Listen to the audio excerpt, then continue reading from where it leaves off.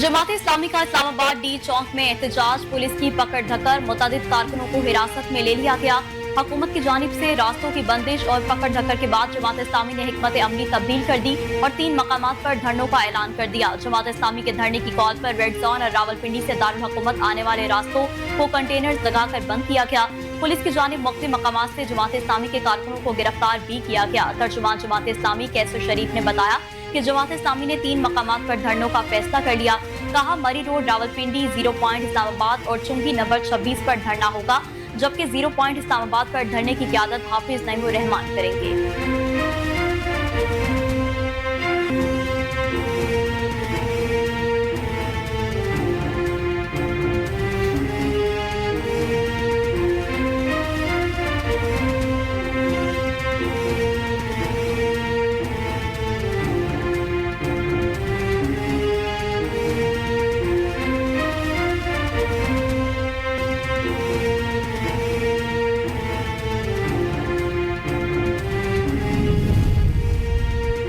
अवाम की ताकत को कंटेनर से नहीं रोका जा सकता। हम पुरअमन रहना चाहते हैं। अमीर जमात इस्लामी पाकिस्तान हाफिज नईमुर रहमान का कहना है कि हम पुरअमन लोग हैं और पुरअमन रहना चाहते हैं। इसकी जिम्मेदारी हुकूमत पर आती है कि वो कैसे अमन कायम रखते हैं। तमाम नुमाइंदान को कहता हूँ कि जहाँ रुकावट मिले वहीं धरना दे दें। एक धरने को कई धरनों में तब्दील करेंगे।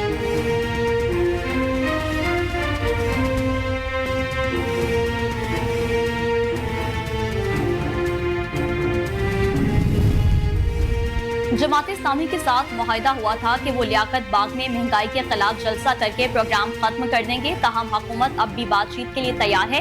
अताउल्लाह तारड़ ने अमीर मकाम के हमरा प्रेस कॉन्फ्रेंस करते हुए जमात इस्लामी पर मुआहिदा तोड़ने का इल्जाम आयद करते हुए कहा कि जब लियाकत बाग में जलसे का तय हुआ तो इस्लामाबाद की तरफ पेशकदमी समझ नहीं आ रही। हुकूमत जमात इस्लामी से बातचीत के लिए तैयार है।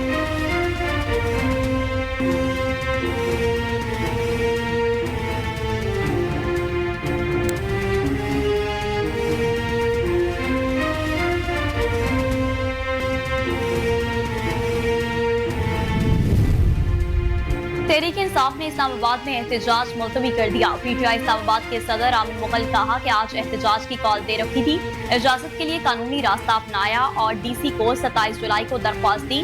डीसी की तरफ से इजाजत न मिलने पर हमने इस्लामाबाद हाई कोर्ट से रुजू किया, मगर अभी तक अदालत ने एहतजाज के हवाले से तहरीरी इजाजत नहीं दी।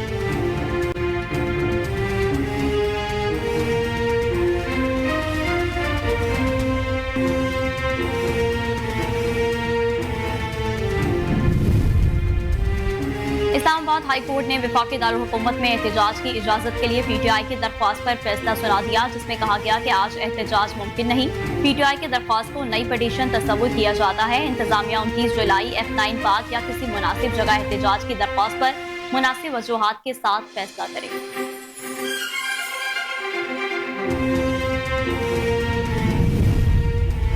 पंजाब में दफा 144 का नफाज लाहौर हाई कोर्ट में चैलेंज कर दिया गया। दरख्वास्त अजहर सदीक एडवोकेट की जानिब से दायर की गई। पंजाब हुकूमत, होम सेक्रेटरी और डिप्टी कमिश्नर्स को फरीक बनाया गया। दरख्वास्त में कहा गया है कि पंजाब में दफा 144 का नफाज सियासी बुनियादों पर किया गया। एक सियासी जमात के पुरअमन एहतजाज को रोकने के लिए दफा 144 लगाई गई।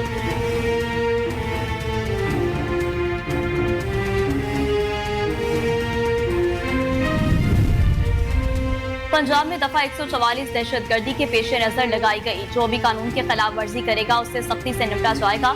सूबाई वजीर इत्तेहाद पंजाब असमा बुखारी का कहना था कि एहतजाज और धरने के नाम पर शहरियों की जिंदगी आजीवन बनाने की हरगिज इजाजत नहीं दी जाएगी।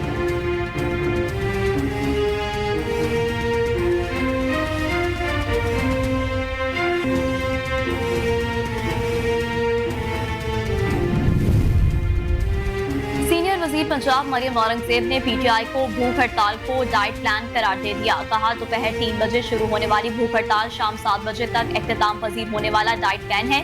9 मई के मुजरिम के लिए इंटरटेनमेंट फास्टिंग हो रही है। दोपहर का खाना खाकर शाम के खाने से पहले खत्म होने वाली भूख हड़ताल ढोंग और मजाक है।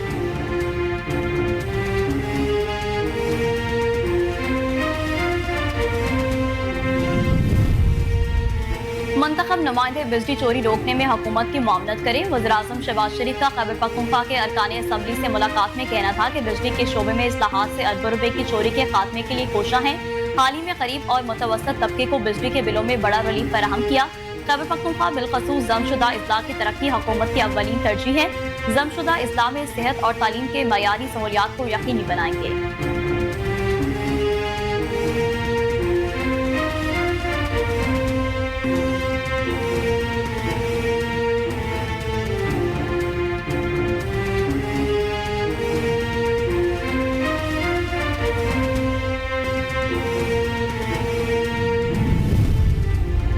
सेफ सिटीज मंसूबा नून लीग का शाहकार मंसूबा है जिसे पंजाब में फैला देंगे।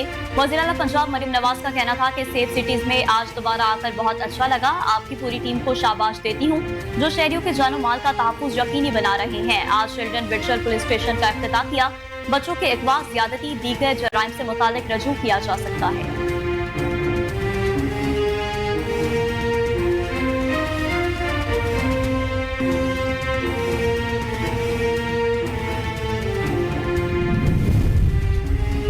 वज़ीर आला पंजाब मरियम नवाज शरीफ ने ज़राई ट्यूबवेल सोलराइजेशन प्रोजेक्ट की मंजूरी दे दी। इजलास में वज़ीर आला पंजाब मरियम नवाज ने वेजिटेबल फार्मर्स के लिए भी खसूसी पैकेज तैयार करने की हिदायत की।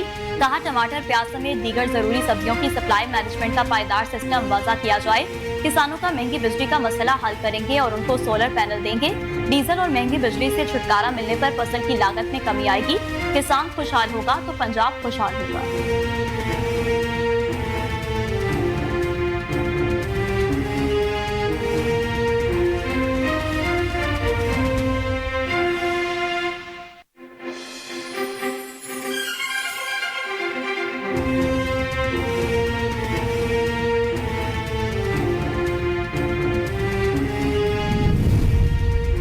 स्पीकर पंजाब असेंबली मलिक मोहम्मद अहमद खान ने सुप्रीम कोर्ट के फैसले के बाद पंजाब असेंबली में अपोजिशन लीडर का ओहदा खाली करार दे दिया। कहते हैं कि अपोजिशन लीडर सुन्नी इत्तेहाद कौंसिल के प्लेटफॉर्म से बना। अब इस जमात का कोई वजूद नहीं। सुन्नी इत्तेहाद कौंसिल के अरकान पीटीआई में जा चुके हैं। स्पीकर ने असेंबली के मामलात को सुलझाने के लिए अपोजिशन और हुकूमत को एक बार फिर पैगाम भिजवा दिया।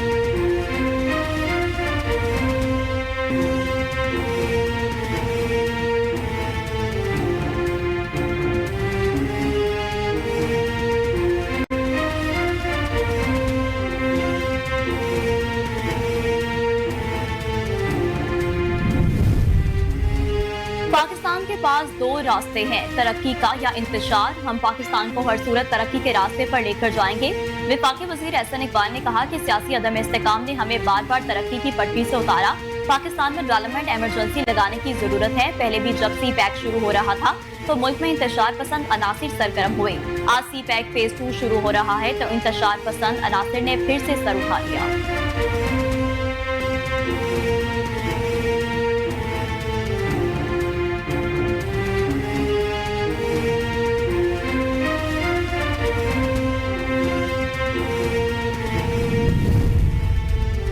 मुल्क की मौजूदा सूरत हाल के सबसे बड़े जिम्मेदार चीफ इलेक्शन कमिश्नर है।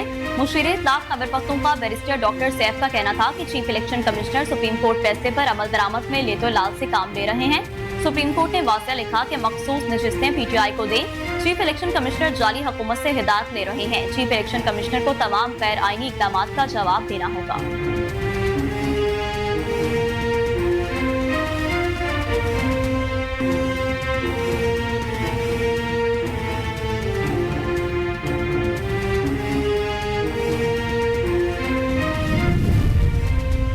कोहाट और जिला औरंगज़ई की आवाम का पाक फौज से भरपूर इज़हार यकजहती। कोहाट के इलाके दरा आदम खेल और जिला औरंगज़ई के इलाके कलाया में पाक फौज से इज़हार यकजहती रैलियां मुनाकिद की गई। रैलियों का इनेकाद सिविल सोसाइटी की जानिब से किया गया जिनमें कबायली मुशीरान, सियासी और समाजी शख्सियात और नौजवानों समेत सैकड़ों अफराद शरीक हुए।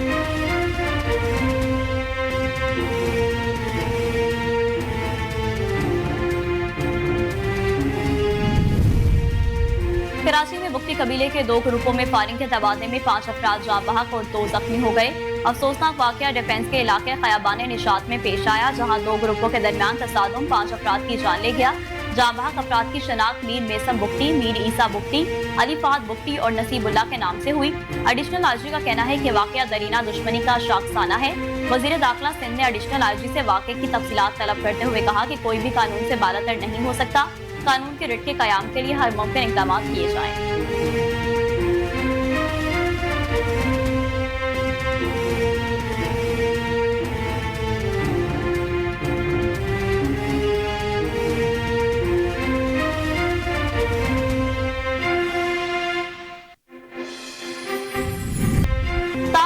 के सीएम की बजट मुख्तस करने पर पीएम मोदी को वार्निंग। मोदी तीसरी बार वज़ीर-आज़म बनने में कामयाब तो हो गया, मगर अब तक ना ही अपने इत्तेहादियों को राजी कर सका, ना अपोजिशन जमातों की कोई एक मांग पूरी कर सका। मोदी सरकार की पॉलिसियों से जहां भारत की अक़लियतें बिलखसूस मुसलमान नाला हैं, वहीं दीगर रियासतों के वुज़रा की नाराजगी भी आया होने लगी है। मरकज की जानिब से पेश किए गए साल 2024-25 के बजट से इख्तलाफ करते हुए तमिलनाडु के वज़ीर आला M.K. स्टालिन ने मोदी को सख्त वार्निंग जारी कर दी।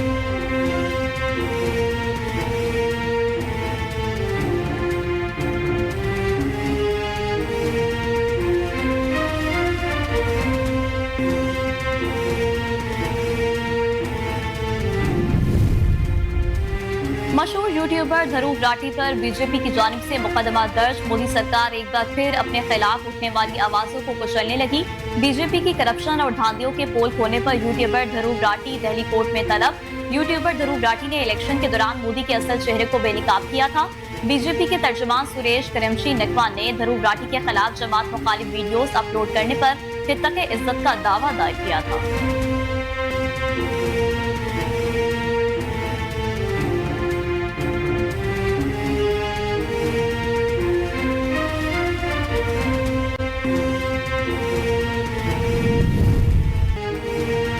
नामवर मॉडल और प्रोग्राम होस्ट मथीरा ने स्क्रिप्ट राइटर खलीलुर रहमान कमर को रात की मुलाकातों से इज्तनाब का मशवरा दे दिया। मथीरा से सवाल किया गया कि क्या वो किसी प्रोजेक्ट के लिए सुबह 4 बजे किसी से मुलाकात के लिए बाहर निकल सकती हैं।